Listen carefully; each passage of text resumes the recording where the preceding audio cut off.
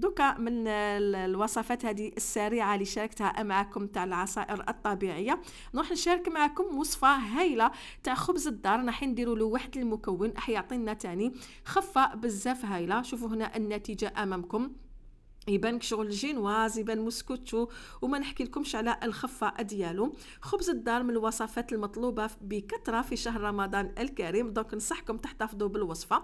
نبداو هنا على بركه الله. في الغيسيبيون ديالي حطيت نص كاس ماء يكون دافي، نديروا كاس تاع حليب تاني يكون دافي شويه، نزيدوا عليهم مغرفه كبيره معمره تاع سكر، ونزيدوا هنايا مغرفه كبيره تاع خميره الخبز الفوريه. نخلطوا هاد المكونات مع بعض هكذا مبدئيا بالفوي اليدوي. نزيدوا باقي المكونات ديالنا. هنا عندي حبه بيض تكون في درجه حراره الغرفه.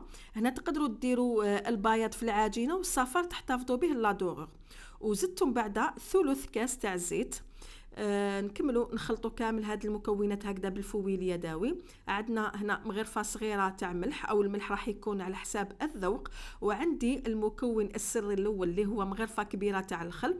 نكملوا نخلطوا كامل بالفوي اليدوي هاد المكونات السائله حتى تندمج مع بعضها البعض. ودوكا نروحوا نطموا العجينه ديالنا. هنا عندي فرينه تاع ساره، نبداو نزيدوا فيها شويه بشويه، ونزيدوا المكون السري الثاني اللي حيعطينا ثاني خفه بزاف هايله في الخبز تاع الدار، اللي هو النشا ولا المايزينا. كيما شفتوا معايا درت حوالي 2 مغارف كبار ونص تاع النشا.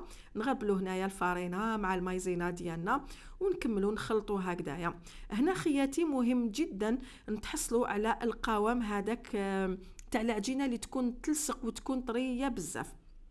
كيما شفتوا هنايا زدت السانوج وزدت ثاني شويه فرينه. بالنسبه للفرينه خياتي انا هاد الكميه والمقادير اللي مديتهم لكم رفدوا لي بالضبط 500 غرام من فرينه تاع ساره. نشوفوا في الاخر كامل فضلت نطمها هكذا باليد من الاحسن باش نزيد نوري لكم في نفس الوقت القوام. شوفوا اخواتي قوام كما قلت لكم عجينه طريه، عجينه تلصق. انا ما نعجنوا ما ندلكو ما نخبطوا ما والو، نطموها برك مليح هكذايا ونغطيوها بفيلم اليمونتير ونخليوها حتى يتضاعف الحجم ديالها، يعني حتى تخمر. بما انه العجينه راهي خفيفه هكذا وطريه وتتلاصق يعني تمتم راهي رايحه تخمر لكم. شوفوا هنايا هاي لي كاي ضعفت في الحجم ديالها. دوكا نروحوا نديغازيو لاباط ديالنا. هنا من الاحسن ندهنوا يدنا بكميه تاع الزيت لانه العجينه راهي تلصق بزاف. نهبطوا لها هذاك الاختمار.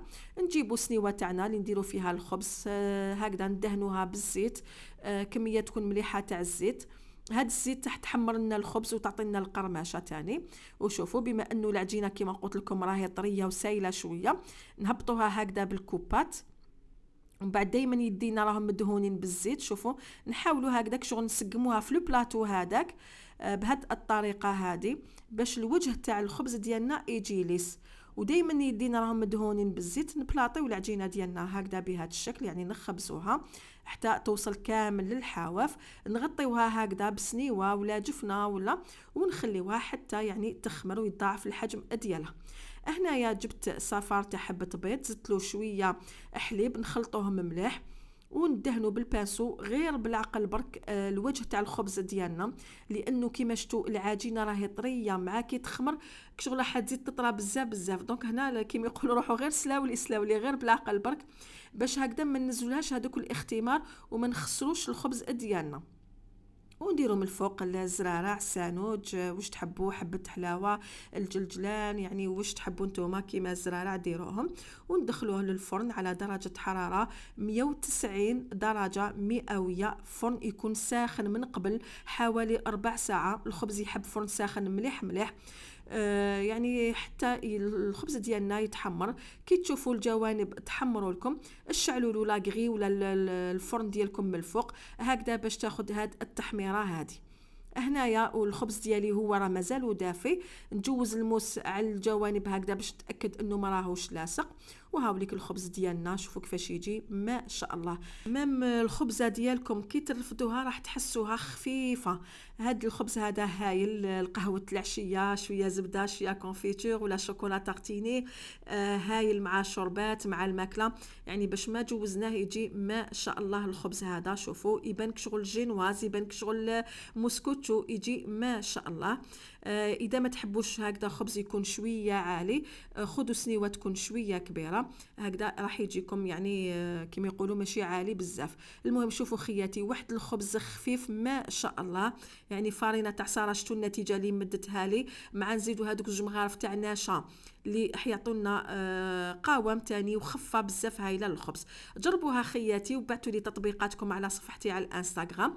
كانت هذه هي لا فيديو تاع نهار اليوم، ان شاء الله المحتوى هذا يكون نال اعجابكم، ان شاء الله نكون قدرت نحفزكم ونبعث لكم ولو القليل من الطاقه الايجابيه.